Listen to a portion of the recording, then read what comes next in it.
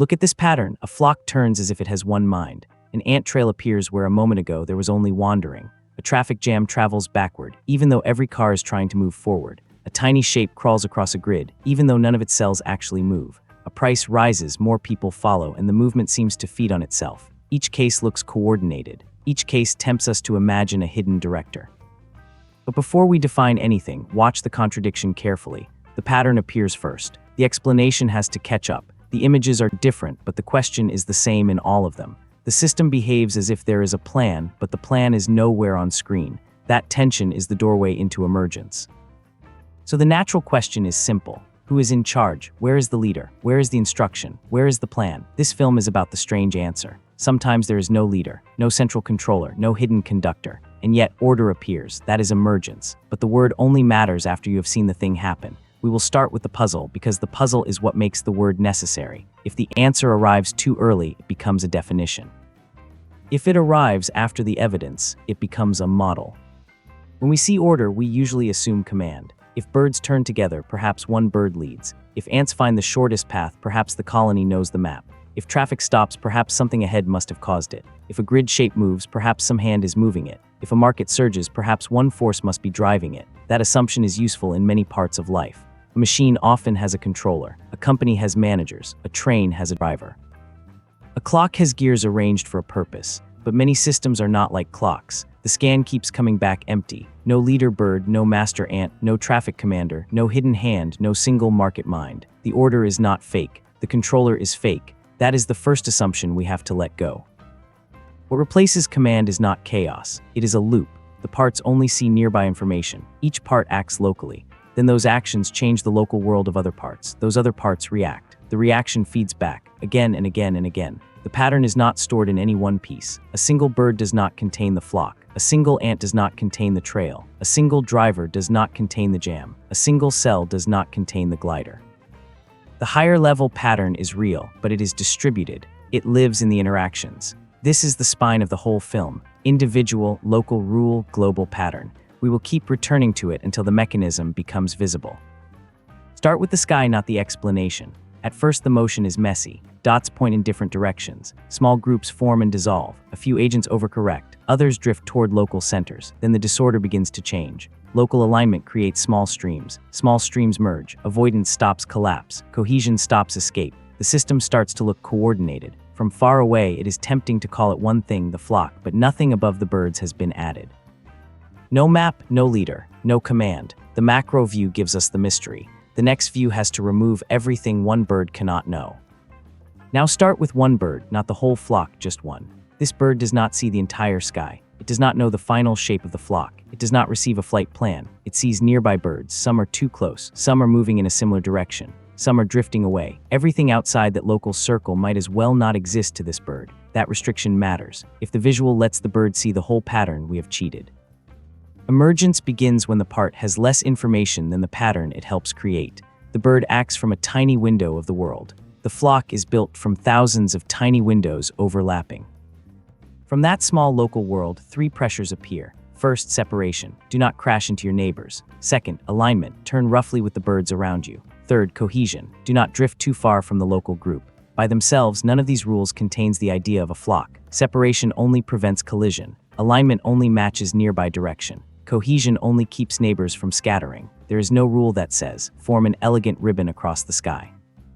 There is no rule that says, make the viewer feel coordination. Each rule is almost disappointingly local. It is a small correction, not a master plan. It sees a distance, a heading, or a center of nearby mass, then nudges the body. No one asks what the whole flock should become. The rules are not intelligent by themselves. Their power comes from being copied across the population. The surprise comes only when the pressures run together in many agents through time. Now run the rules together. At first, nothing looks especially intelligent. The agents nudge away from crowding. They turn a little toward nearby headings. They drift a little toward local centers. Each correction is small, but every correction changes what the next bird senses. Streams become more stable. Gaps open before collisions. The group keeps enough coherence to move as a visible body. If the initial state changes, the exact path changes, but the tendency remains. Order is not imposed from above. It is regenerated from below. That is why the flock can bend, split, and rejoin without needing a new instruction. Out of those small local corrections, a larger movement appears. The flock is not a thing commanding the birds. The flock is the pattern made by birds reacting locally. No individual stores the shape. No individual promises to preserve it. The shape is recreated moment by local rules. That is the first lesson. The whole can have a behavior that is not written inside any single part. A bird has position, heading, distance, and neighbors. The flock has shape, flow, and grace. Those are group-level properties. They are real enough to see, but they are not kept in one bird. They are made and remade by interaction. If one bird disappears, the pattern may continue. If the local rules change, the pattern changes. The flock lives in the relationship, not the individual. Now change the system. A bird reacts mainly to nearby birds. An ant can also react to the environment. At the start, the ants wander. There is no obvious path, no signpost, no map of the food. The colony is not standing above the terrain choosing a route. Individual ants explore locally, bumping into traces, obstacles, and chance. The important thing is that the ground itself can become part of the calculation. A bird carries its rule in motion. An ant can leave part of the rule behind it, as a trace for another ant to encounter later. One ant finds food by chance. On the way back, it leaves a chemical trace, a pheromone trail. The trail is weak at first, barely more than a suggestion. Another ant crosses it and becomes slightly more likely to follow it. If that ant reaches food and returns, it reinforces the same path. Now the environment remembers, not perfectly, not permanently. The trace fades with time, but while it lasts, it changes the probability of future motion. The memory is not in the ant's head. It is in the altered world the next ant encounters. The route is not planned in advance. It is tested by use, strengthened by success, and weakened by time. The terrain has become a shared notebook written in chemistry. This is feedback. A path that works gets reinforced. A path that fails evaporates. The stronger trail attracts more ants. More ants make it stronger. Trails that do not lead anywhere lose their influence because the chemistry fades. Soon, what began as wandering looks like purpose. The colony appears to know where the food is, but no individual ant understands the whole layout. No ant is comparing all possible routes. No master ant is assigning traffic. The intelligence is not in one ant. It is in the loop. Ants change the environment, and the changed environment changes ants. Positive feedback amplifies a useful accident. Evaporation keeps the system from worshiping old mistakes forever. Without reinforcement, nothing accumulates. Without evaporation, every accident would become a permanent lie. The trail is therefore both memory and forgetting, balanced by time. That gives us a deeper form of emergence, not just agent to agent, but agent to environment to agent. Bodies, terrain, chemistry, and time become one distributed process. Useful trails amplify, unused trails disappear. What looks like colony-level intention is a computation spread across local acts and a world that keeps temporary traces of them. The colony appears intelligent, but the intelligence is not sitting in a throne room. It is distributed through the loop. Emergence is not always graceful. Sometimes it creates failure. Imagine cars on a circular road. No junctions, no accident, no traffic lights, no roadworks. At first, every car moves smoothly. Each driver follows a rule that sounds sensible. Keep a safe distance from the car ahead. Speed up if the gap opens, brake if the gap closes. No driver wants a jam. In this model, there is not even a place where a jam should obviously start. That is why the example is useful. It removes the external villain and leaves only interaction. Now one driver slows down slightly. The next driver sees the gap shrink and brakes a little more. The next reacts a little later, then the next. Small delay becomes larger delay. Small braking becomes stronger braking. Each person is using only local information, distance and speed of the car directly ahead. That is all, but the local correction becomes the next person's disturbance. The disturbance is copied with delay, and the copy is a little stronger. A compression wave forms. The rule was reasonable for one driver in one moment. Repeated around the ring, with reaction time and overcorrection, it becomes a group-level failure. Nobody needs to make a large mistake. The amplification is already built into the timing. The cars are still trying to move forward, but the jam wave moves backward. That is the strange thing to notice. Matter moves one way, the pattern moves the other. No one intended this. There is no villain in the system. No single driver contains the traffic jam. No hidden commander says, "Stop here." The jam emerges from local reactions, delay, and amplification. The speed graph below the road is the proof. The slow pocket is not tied to one car, it travels through the population. A driver enters it, slows, leaves it, and the slow pocket remains for the next driver. This is why emergence is not the same as harmony. A large-scale pattern can be beautiful, useful, neutral, or dysfunctional. The mechanism does not promise goodness. It only says that repeated local interaction can create behavior that surprises the parts creating it. That warning matters outside traffic. When a system behaves badly, the cause may not be one bad part. It may be the interaction structure, delays, incentives, thresholds, and feedback. Simple rules do not always make good order. They make consequences. Sometimes the consequence is a flock, sometimes it is a jam. So emergence is not a complement. It is a way of locating cause at the level of interaction.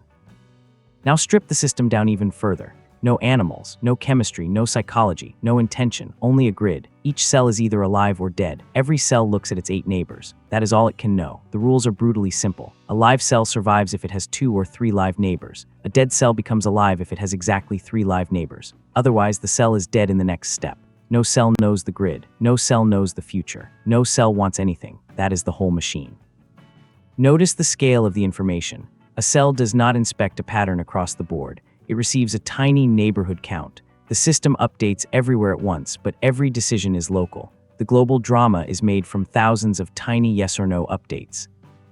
Now watch what happens. Some patterns freeze. They become still lifes. The local rule keeps remaking the same arrangement. Some patterns pulse. They become oscillators, changing and returning, and some patterns appear to move. This is a glider. It crosses the grid. The shock is that nothing inside the rule mentions travel, direction, or a little moving object. The same update rule that makes a frozen block also makes a crawling pattern. Complexity has appeared from a rule small enough to fit on one card. The parts did not get smarter. The rule did not change. The difference is the arrangement and the repeated update through time. This is why the game of life is such a clean demonstration. It removes every excuse. There is no intention hiding in the agent because there is no agent with a mind. There is only local state and repetition. The grid becomes a microscope for the idea itself, pattern without a planner. Look carefully at the glider. No cell travels from one side to the other. A living cell does not pick itself up and move. Each cell only turns on or off according to its neighbors. The movement is not a moving object in the ordinary sense. It is a pattern recreating itself one step later, slightly displaced. That is profound. The system has produced something that looks like an object with motion, but at the local level, there are only state updates. Complexity does not require complex components. Sometimes repeated simple rules are enough. The motion belongs to the pattern, not to the material. That distinction is one of the cleanest ways to see emergence. Now consider a more human system. We must be careful here. A real market is not a toy model. It contains institutions, rules, information asymmetries, technology, regulation, credit, fear, greed, and real-world constraints. It contains law, latency, leverage, and unequal power. So this is not a complete theory of markets. It is a visual model of one emergent mechanism. The point is narrower. Local decisions can interact through price, belief, imitation, and feedback until the aggregate movement looks like one force. The warning label stays on screen because a simplified model should not pretend to be the world. We are not explaining every market. We are isolating one feedback loop so it can be inspected. Imagine many traders. Each has a private valuation. Each sees a recent price. Each sees a few signals from nearby agents. Each chooses buy, hold, or sell. No single trader controls the whole price, but their actions combine. If price rises, some agents interpret that as information. More buy. Their buying pushes the price higher. The higher price attracts more attention. The attention creates more buying. The pattern begins to feed on itself. This is positive feedback, but feedback can reverse. When enough agents doubt the rise, selling begins. Others see the fall. They reduce risk. More selling appears. Again, the large-scale movement looks like a single force, but underneath it are many local decisions interacting through a shared signal. The market pattern is not designed moment by one mind. In this toy model, it emerges from incentives, information, imitation, and feedback. The important word is toy. The model teaches a mechanism, not a complete political or economic story. Now remove the birds, remove the ants, remove the cars, remove the cells, remove the traders, keep only the structure. There are many parts. Each part has limited information. Each part follows a local rule. The parts change the world around them. Those changes become information for other parts. The loop repeats through time. From that loop, a higher-level pattern can appear. Sometimes it is a flock, sometimes a trail, sometimes a wave, sometimes a glider, sometimes a boom or crash. The examples look different on the surface, but underneath they share the same skeleton. The specific agents change, the medium changes, the consequences change, the structure remains, local information, repeated interaction, feedback, time, and a pattern no single part can fully see. This is the point where the examples stop being a list and become one idea. The viewer should be able to move from any example back to the same underlying loop. That portability is what makes emergence a useful concept rather than a poetic label. The skeleton is compact, local interaction, repeated through time with feedback. That is why emergence is powerful. It explains how order can appear without central command. It also warns us. When a system behaves badly, the cause may not be one bad part. It may be the interaction structure. And when a system behaves intelligently, the intelligence may not live in one place. It may be distributed across the network. Emergence is not merely many things happening. It is higher-level behavior arising from interactions among lower-level parts, where the pattern is not obvious from any one part alone. The formula is not magic. It is a receipt for what we have watched happen. It compresses the evidence, but it does not replace the evidence. A single bird does not understand the flock. A single ant does not understand the trail. A single driver does not understand the jam. A single cell does not understand the glider. A single trader does not understand the market. But together, through local action and feedback, they create patterns at a scale none of them can see. That is the strange beauty of emergence. No one is in charge, and still the pattern appears. The pattern lives at the group level, but it is built from countless local acts. The final lesson is not that parts are unimportant. It is the opposite. The group-level pattern exists only because the local acts keep happening. The whole is more than any one part, but it is never separate from the parts. To understand the whole, we have to watch the local acts repeat.